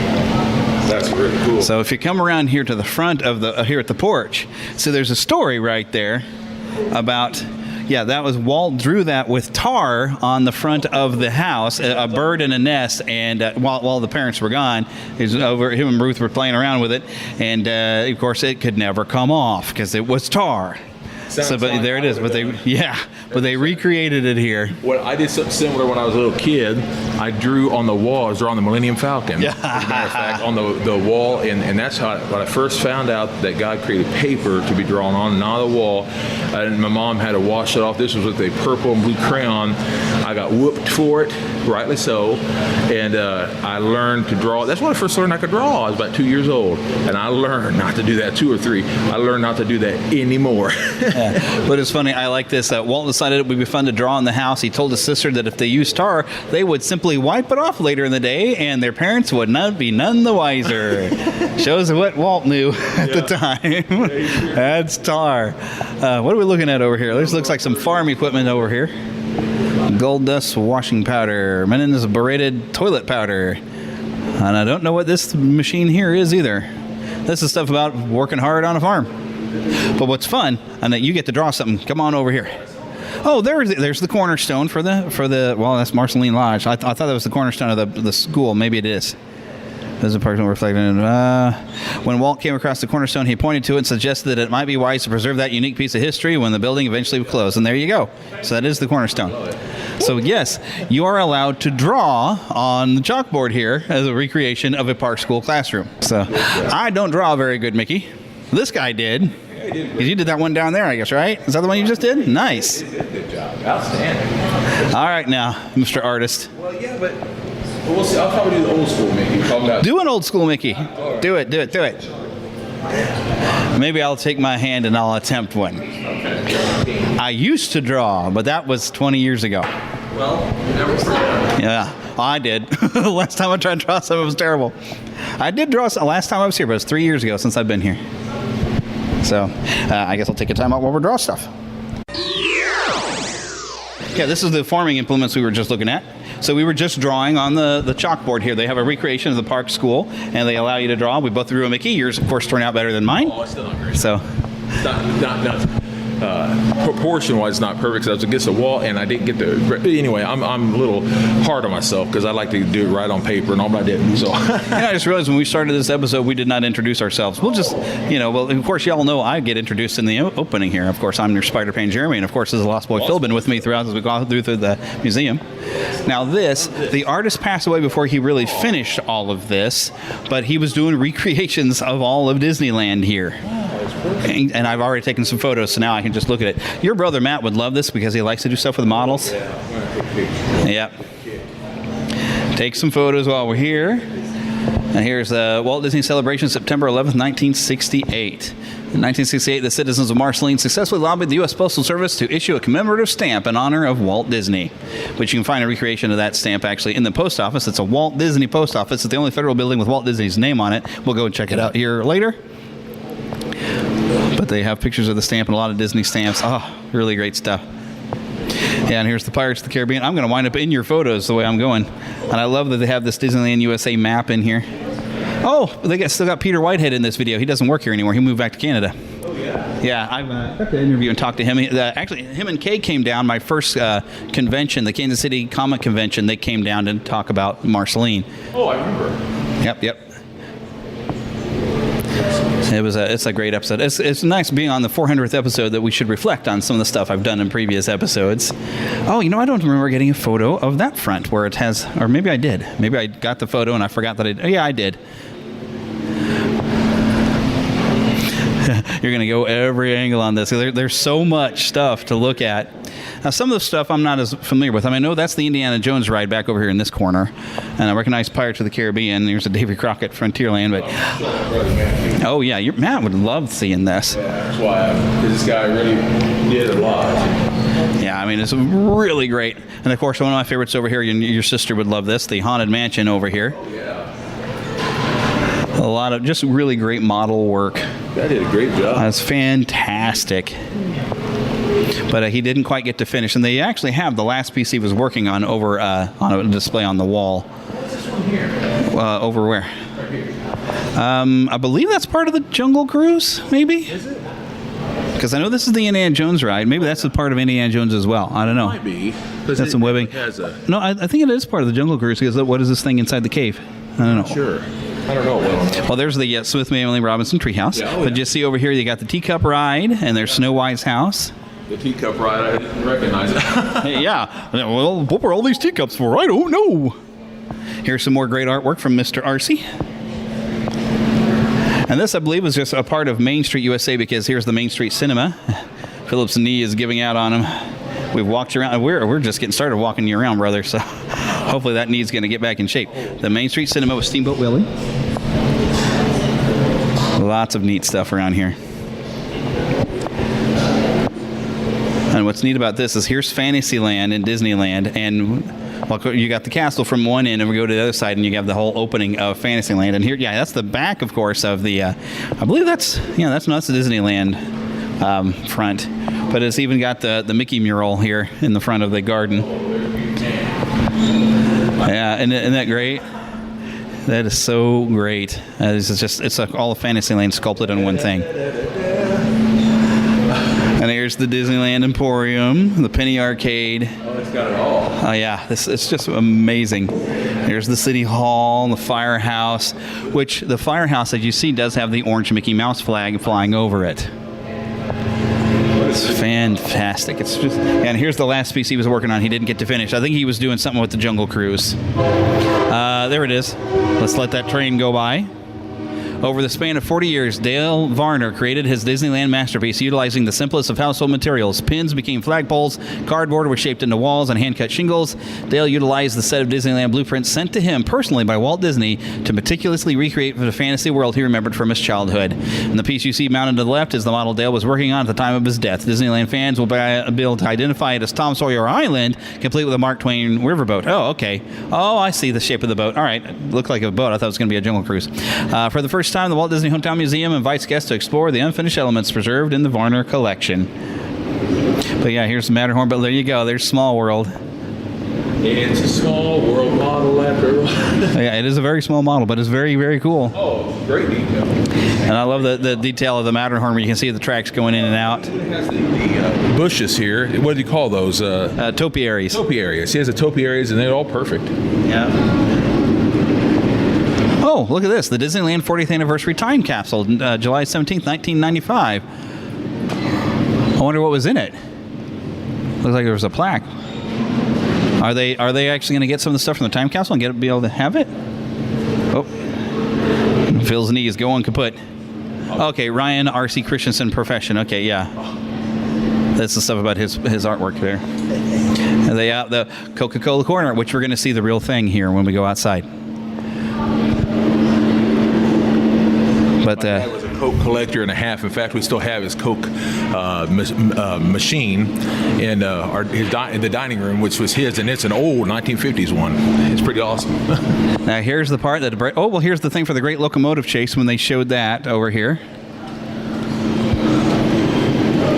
At one point they had a screen that was showing it, and I guess that screen's not showing it no more. There's a Star Trek connection. Jeffrey Hunter, the original Captain Pike. Oh, he was Captain. Cool. Yeah, Jeffrey Hunter right there. Star Trek connection. Yeah, I've seen a little bits of that movie. I'd like to see the whole thing. But here's the part that'll break your heart. A Disney theme park in Marceline, the Marceline project that didn't come to completion. And this is why he had... Also, that's a Jesus connection. Jeffrey Hunter played Jesus Christ in the movie. What movie? I'm trying to remember if it was the greatest story ever told. Not a great film, but... I like that one, though. But that's him, Jeffrey Hunter. So he had those beautiful blue eyes that just shine. Yeah. If you want to know... The blue-eyed Jesus. But yeah, there was where they nearly had... But Walt passed away, and Roy was only going to be able to do one project, and he did the Walt Disney World one, but Marceline got put by the wayside. But this is how Kay Mallins ended up, in that farmhouse. Is they bought the home, Wonderful. And then they ended up left still owning the home because they bought it for Walt, so that way no one knew Walt was trying to do it himself. At least it's someone who cared enough to keep it going. Yeah, so they kept the house, but they weren't able to build the park. Yeah. But they just thought, okay, well, we own this house, I guess we'll just live in it. But that is the Walt Disney Hometown Museum. Yeah, that's the cornerstone I was talking about before. So we'll meet our listeners again when we get outside. All right, so now we've left the museum and we're at Ma Vic's. We've visited my favorite antique store in town, and I found two of the old record storybooks. One of Mickey the Brave Little Tailor, which is one I had when I was a child. That made that one my favorite Mickey Mouse cartoon. I also found Bambi Grows Up, a little golden book, which I had when I was a child. And then Mickey and the Beanstalk, also as a read-along record with the book. I'm hoping those records are going to play on my record player. But as we've gone down Main Street, I've shown you the old Toon Fest headquarters is now a country station, and you can't go inside to see if they have the murals still up. I hope they still have them, because those were original pieces of artwork from cartoonists, so I would hope that's preserved. But we've kind of driven down Main Street just a little bit and looked at Coke Corner, which I have photos of. I didn't take a picture this time because Phil's knees about had it. I'm sorry. So that's okay, We went to the antique store, and you found some stuff for your mama. Yes. So, but now we're over here at Ma Vic's. My mom was born at 9, and she won't get mad at me. But she doesn't mind her age because she looks at it as a blessing from the Lord. And I think that's the way you do look at things. But she was born in 1951. I found a lot of old books that came out around that time, 1953 and 1947 and things.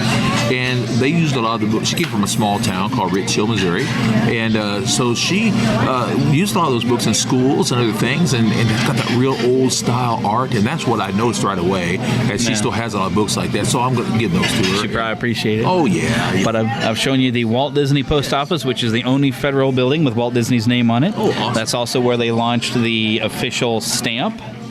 I saw that. Which I think I already mentioned before in the museum. I read the thing on the recording. So I think it was in 1958 was the Walt Disney stamp. I might have that wrong. Before. Yeah. Is that the one that has his picture and has all the cartoons around? Yeah, little cartoons kind of things on the side. I nearly bought something of that a while ago because I love that picture. I would like to have a shirt of that picture. That's a great picture. We did go do a little shop in the museum. I got both of us, I guess, bought the book that's 366 Days of Walt, so you could read a Walt fact every year. That's 366 Days Walt, not $366 for the book. Right, yeah. And then you bought one or two of Jeff Barnes' books. Yeah, I bought one, and I also bought a really cool bookmark. I read a lot of books and all, and also Bible things, obviously. I usually have scriptural bookmarks for that. But for this one, I also have some Star Wars books I keep around. And I made a bookmark once of the Frozen Han Solo and Carbonite, but because I can't find one made. You think they would, but this one they have there that I bought is the I call it the AT-AT, but it's the four-legged walker. What do you want to call it? An AT-AT. It was they call it for years. AT-AT. What they call it AT-AT. That's how they commercial to toys.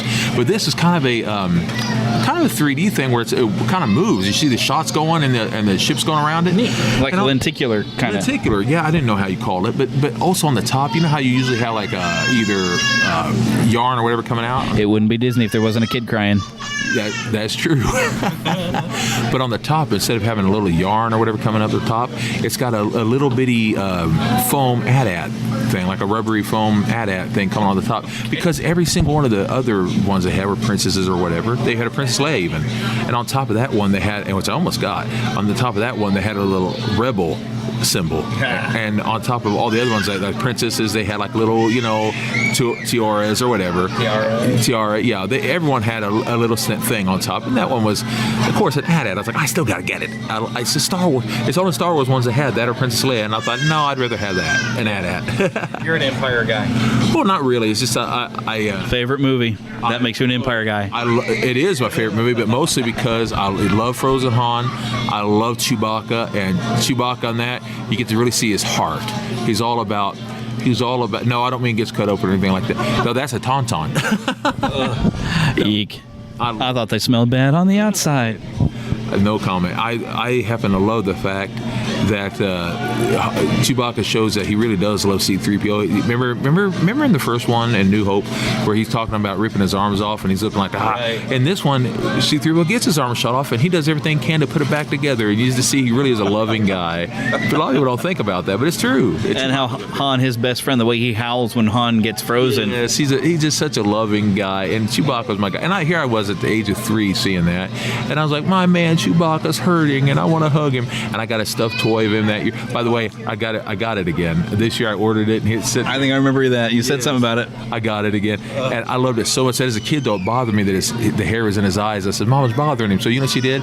She cut the hair. She's a barber. Or a beautician. She cut the hair short so it wouldn't meet his eyes because she knew it bothered me. That's too funny. Yeah. That's a cute story. Yeah. Oh my gosh. As Bob Gurr would say, it's kind of a cute story. I think it's Bob Gurr that would say that. I know because somebody actually with the help of even a podcaster, he put together a book, and I've actually got like an audio version of part of it, and it's kind of a cute story. I think it's Bob Gurr, but it might be somebody else. Now, somebody's going to correct me, maybe send a thing. I don't know. I don't get a lot of email from you. Y'all don't email me. Sure. Oh, thank you. Yeah. And Phil, being that pastor mode, can't help it. He's going and he talks to everybody that passes us by. He can't help it. I love everybody. Yeah. He's asked everybody's name. So those are the Dusty Millers. Those are probably about the size we're going to get from the museum. They'll be little ones because they were at the museum then. If I can find my... Yeah, it's just a little one. But if I find my ticket, I don't know where I put it. You didn't put it in your pocket? Oh, I should have. Oh, there it is. It's just crushed at the bottom. You got to make sure you have that ticket and show it to him. I kind of hope we get to keep the ticket because I love... They have each ticket has a different quote from Walt Disney. Mine says, "To tell the truth, more important." Well, of course, that's the one I already read when we were at the stairs. Oh. But they stamp it, so I hang on to my tickets when I come into the thing because I don't know, they're mementos for going to the museum. I like this one. This one says, "I'm glad I'm a small town boy. I'm glad Marceline is my town." There you go. So yeah, we get different Walt Disney quotes on the back of each one. So yeah, my ticket has survived better than yours has. But yeah, I preserved one. Pocket getting crushed by everything but everything. I think I had one that it might even still be in the car. I kept one in my car from the last time I was at the museum. It was sitting there forever. Mine was crushed by a phone, a wallet, and everything else. Mine had a phone with it, which kind of kept it together, I guess. So far, you feel like you've learned a lot today? I have. I already knew a lot from books, but there's nothing like being there in person. Barbecue right chicken. Barbecue. He's a barbecue chicken, and I'm a hamburger. He's a ham. I'm a hamburger. Okay. All right. Well, we'll come back when we're going to go visit the park and the school later and get Phil's reactions to see. Because a lot of the stuff, you didn't see all this stuff because I don't think you knew it was all here. Probably not. So, all right. We're going to head over to the Walt Disney School, and I don't know if we'll be getting out of the car because I'm trying to take it easy on Phil's knee. There we go. And now from here, you can see a better look at this Main Street USA mural that someone painted a few years back. I went right down the... And I've got some photos of this. Oh my gosh, look at the tree has been kind of bleeding out here. The rain has been washing it out. But I love they got the drawing of stuff, and there's the water tower. Birds have actually visited that tree. They even drew the Casey's in there and the old house. All right, but we're going to head... Fall is actually visiting this place. All right. Yeah, the leaves are starting to change. But I was talking about, I haven't been here in like 3 years, and this has been like a homecoming for me. Yeah. It's just made me feel good just being here. Just being here and going past the movie theater. Pepsi lid on that. The movie theater where the Spirit of Mickey, which I saw a VHS for the Spirit of Mickey collection, and I almost got it, but I was like, I got to limit how much I'm spending here. But that, plus also that's where the Great Locomotive Chase was first screened. So we've seen the Uptown Theater down here. The way these old American small towns look. This is the Mayberry look to me, and I love it. Indeed. I'm going to turn the air down so I'm not blowing it into the microphone so bad. I just love the old classic old American towns. It's the way I always feel it ought to be. Of course, I'm a Mayberry man at heart. Yeah. But there's times I get tempted to move out here. Heather could teach in a school around here. I could have gotten a job at the country radio station around here.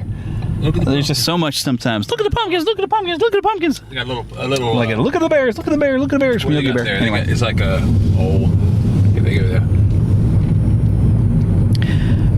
little pumpkin sitting on the hay, and then I can't think what you call it. A little trailer back there. It's been kind of fun as we went to the antique store. The guy kind of recognized me and says, "You've been in here before. You used to come all the time, didn't you?" I said, "Yes, sir." And while we were over at Ma Vic's, getting to talk to other people. We met the pastor from a church in Blue Springs, and was talking to people. Probably got some new listeners. Who knows? Some people live down in Texas. Hopefully they check out the show and they love us, and they want to keep listening and they tell their friends. Oh, this is kind of cute. The Marceline Tigers. Yeah, all of the schools are right over here. So here's the high school. That's nice. And right over here, we're going to go over to the Walt Disney Elementary when they dedicated the school to him. I think the park equipment might still be here. I saw in the antique shop, they had little pins of the high school over here, which I thought was kind of neat. There's the high school. There's the middle school. And we'll take a right here on Walnut. And we can go down here to Walt Disney Elementary. How flippin' cool would it be to be a little kid here and you're going to Walt Disney Elementary? That is awesome. I mean, it doesn't get any cooler than that. It's like, I'm going to Walt Disney School. Oh my goodness. I would flip out. Are you kidding me? Every day I come in a Mickey Mouse shirt. Yeah. I would. I come with my Mickey Mouse ears and thing. I know people would hate me, but I would do it. Yeah. But this is still the same flagpole from the Squaw Valley Olympics. It's even got that thing. I just like that sign, Walt Disney. But here we are at Walt Disney Elementary now. I don't know if you want to be able to get out of the car or not to go look, but if you look in through these front windows, the lobby has got like a big Mickey Mouse head in the front, and there's some of the murals you can see. You got to put your eyes right up to the glass, but there's where all the murals are painted at this school. To Topping Elementary, the way it's built. Yeah, it kind of does remind me of Topping, even though I only went to Topping up through first grade. I went only in 5th grade, but that's when I went. A lot of fun. I like it. Yeah, and as I mentioned, there's the flagpole. That's where they originally had the orange Mickey Mouse flag and a Disneyland flag were flying off that pole. I almost bought a little Mickey Mouse. And you can see it's got a little plaque about being there for the Olympics of the Squaw Valley Olympics and stuff like that. And he brought that pole here when they dedicated the school to him, which is very, very cool. All right. But there's Walt Disney Elementary School. Alrighty, so we have driven down Main Street, USA, and looked at the signs. I've already got a photo of it, otherwise, so we didn't stop. But yeah, there's some nice, neat churches here. But as we drive down the Main Street, which is actually Santa Fe Street, but it's Main Street, USA. They got signs for Main Street, USA. We just head straight down there, and we're headed for the Walt Disney Municipal Park, and this is where the swimming pool was. It is no longer used as a swimming pool. They just couldn't afford the upkeep on it, so they had to shut it down. And this is also where the Midgetopia had been born. Yes. Had been built up. But you can still see the sign. I come on and take a fresh picture of Walt Disney Municipal Park. That's cool. There's a really great sign here. It's got Mickey drawn on it. I'm going to pull over here. I'm going to take a photo of this. It looks like they've, because this is where Midgetopia was, right here. It's all grassed over. It looks like they've put in like a disc golf type of thing. Here, hold my microphone. I'm gonna Santa Fe Country Club, it says. Yep. You want to take down your window there? Yep. I gotta get a picture of the sign. Just because I love it. Even though I've probably got a photo of it somewhere.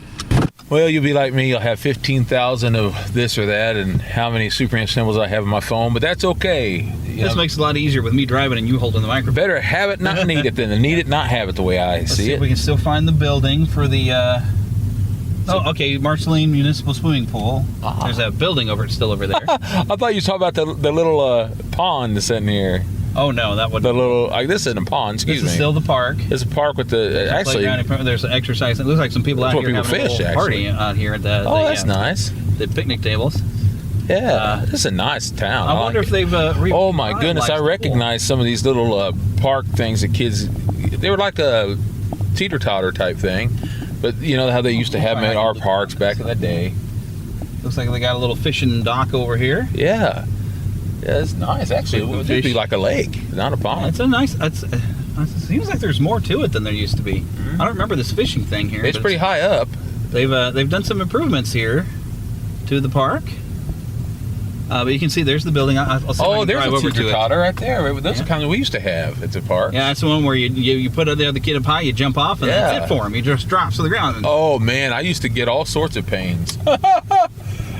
I'll tell you what. I was thinking about that the other day. I had a cousin who visited me, and when I first met her and her brother had done that too. I wasn't mad at them because they didn't know, but they got off of it too soon, and I said, "Whoa, there goes our lunch." Marceline water tower up ahead. But let's see if we can get over to the swimming pool. Nice. I don't know if part of the maintenance of that was keeping Walt Disney's name, if the Disney company was charging them for that, and maybe they were able to reopen the pool, but it's no longer the Walt Disney pool. It looks like it's the Marceline Municipal Pool. Let me have a look over here, because maybe they've gotten the pool back open, but they weren't able to keep Walt Disney's name on it because I bet the company was trying to charge them something. Because it says Marceline Municipal. Assuming.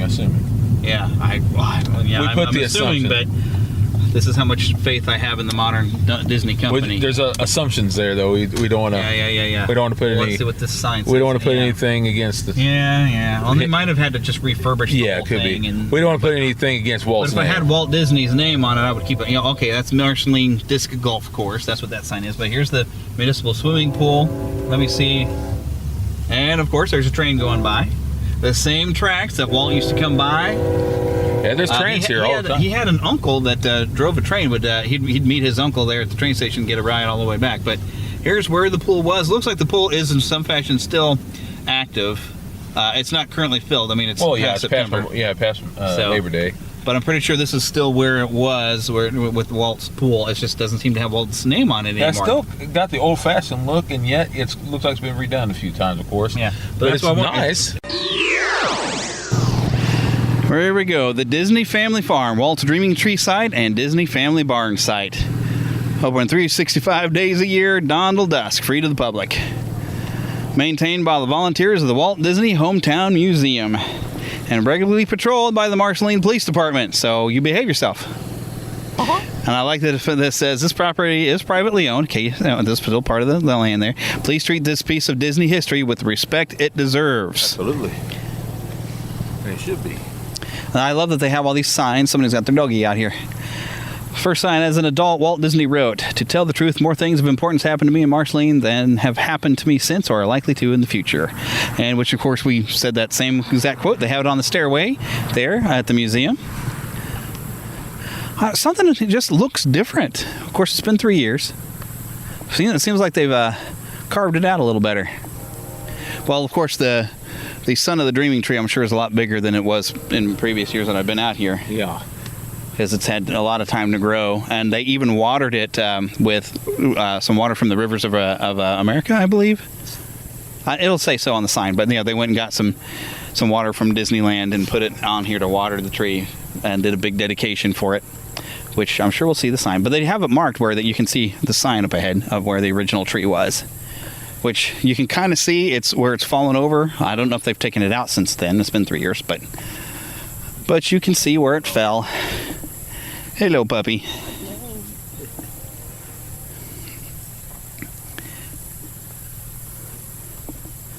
Now you have to keep in mind that this was probably a lot of fields originally when Walt was here. It was a farm. Yeah. So Elias and his older sons that stuck around that didn't go back to Chicago were not very good at farming, though, so it didn't last. Here we go, Son of Dreaming Tree. This Dreaming Tree sapling was planted by Walt's grandson, Bradford Disney Lund, with the assistance of Walt Disney World Ambassador Sarah Spike, Juan Aviles, and Christopher Stewart. Sarah Spike had stuff at the museum. Soil from the Magic Kingdom and water from the rivers of America were lovingly mixed with soil from this iconic farm during the planting ceremony. September 2004. So it's been nearly 20 years. But it was from a sapling, so yeah, I kind of want to touch it. Like, this is this close you're going to get to the real Dreaming Tree. Yeah. And look how much it has grown, because I remember when I first came here, it seemed small. But it's just, I don't know, something special about it. It's like part of it.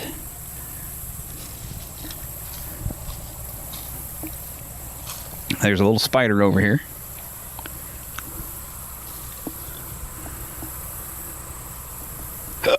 Excuse me. I'll have to edit this. As we walk just a little further, we have a little fence up with a sign that says the original Dreaming Tree. And it has a little bit of thing talks about in 1906 when Elias Disney purchased this farm, the William Crane farm. It's on the outskirts here of Marceline. That was out here. Let's see. Now, normally from this fence, you can see where the tree in its fallen condition was here. I see a lot of disintegration is not the word I'm looking for. Decomposing. There's a lot of decomposing has happened in the last 3 years, and you can see there's wood bits, but you can't see really the tree itself anymore.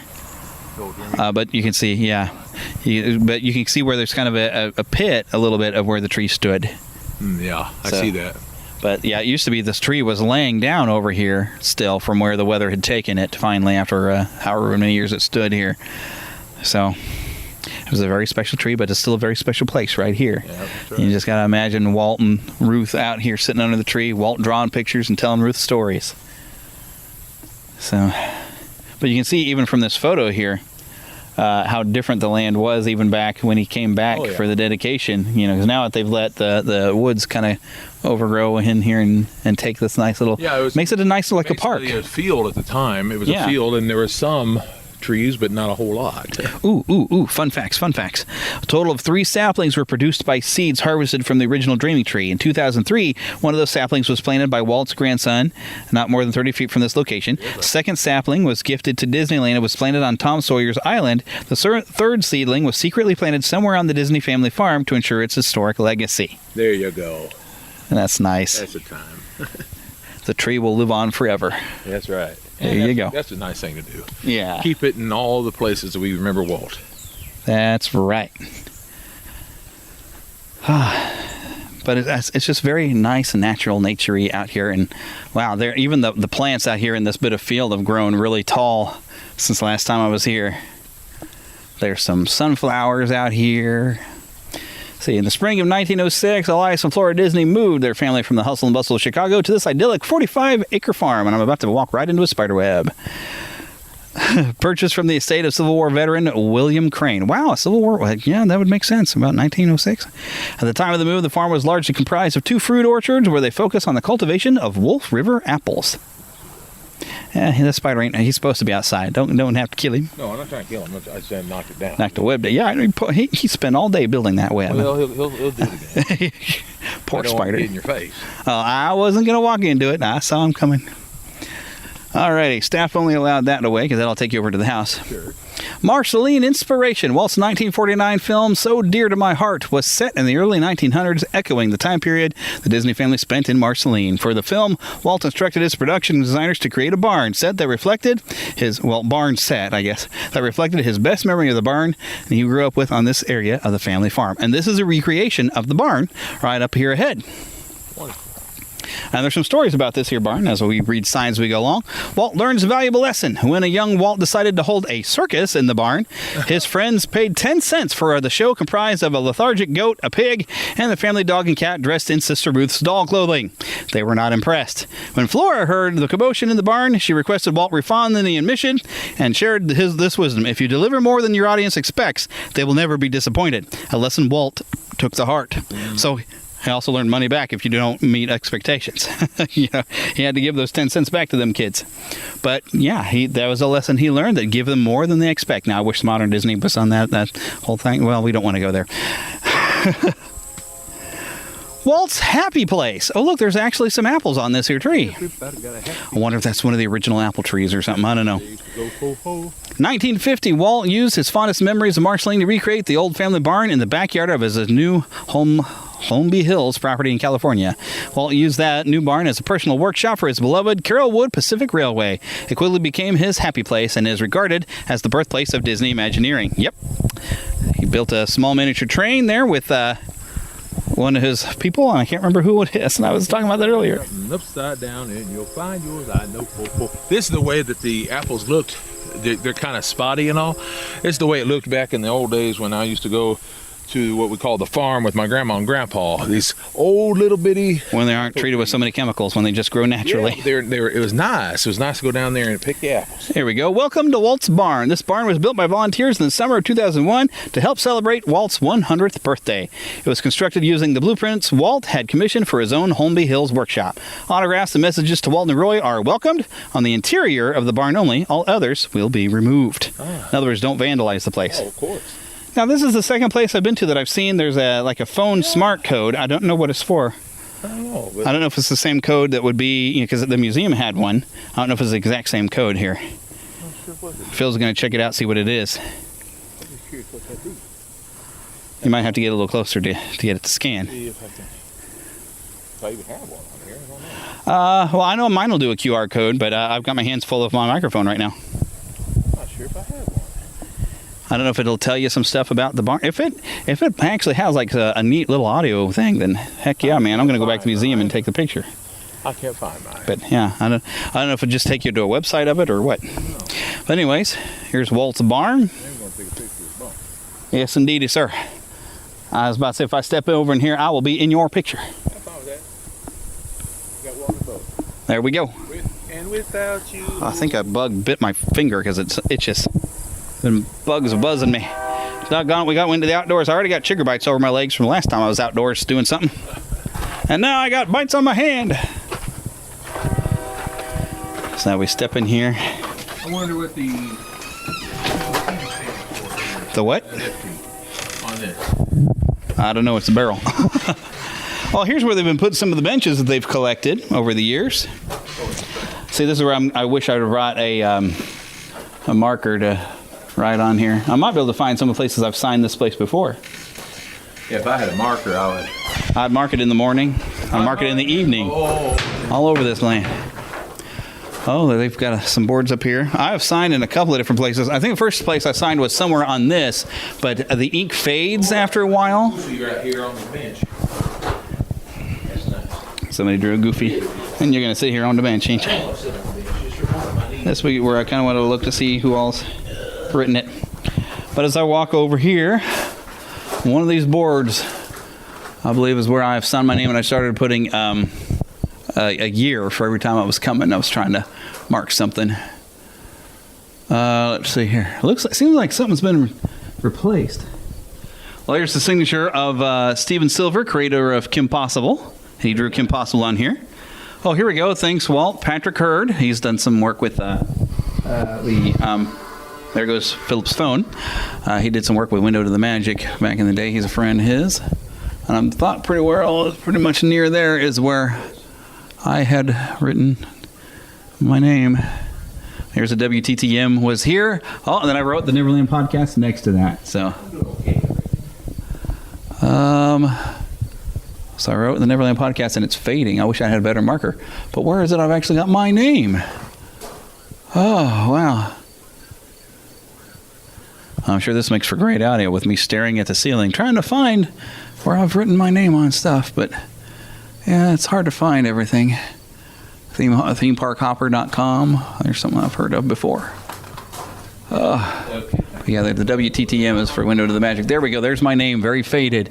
And I've got a 13 and a 14 marked next to it. I was trying to keep track on years, but I didn't have any markers at the time after that.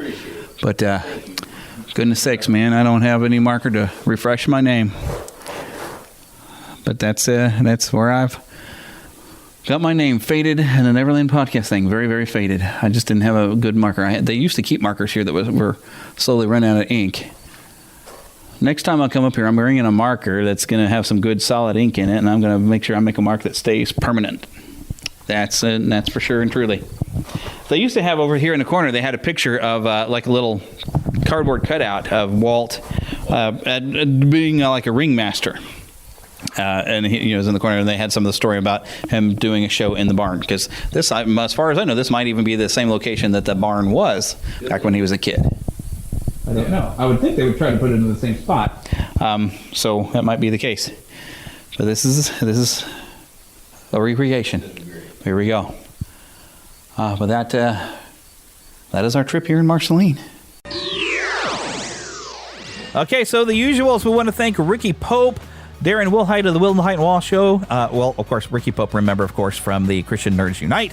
And, of course, Karen Kennedy, all for helping me out with the intro. They're the voices that you hear bringing us in. I do appreciate them. Make sure you visit our website at neverlandpodcast.com. There'll be a link right in there for my podcast reviews. Please leave us a review. And hey, if you happen to have a podcast, you want to get your reviews worldwide, you can use my podcast reviews for as low as like $50 a year. You can get all your reviews sent to you. It's a really nice service, which, hey, I could use some reviews. I haven't gotten any in a while. I'd like to see what y'all are thinking. Are you enjoying the show?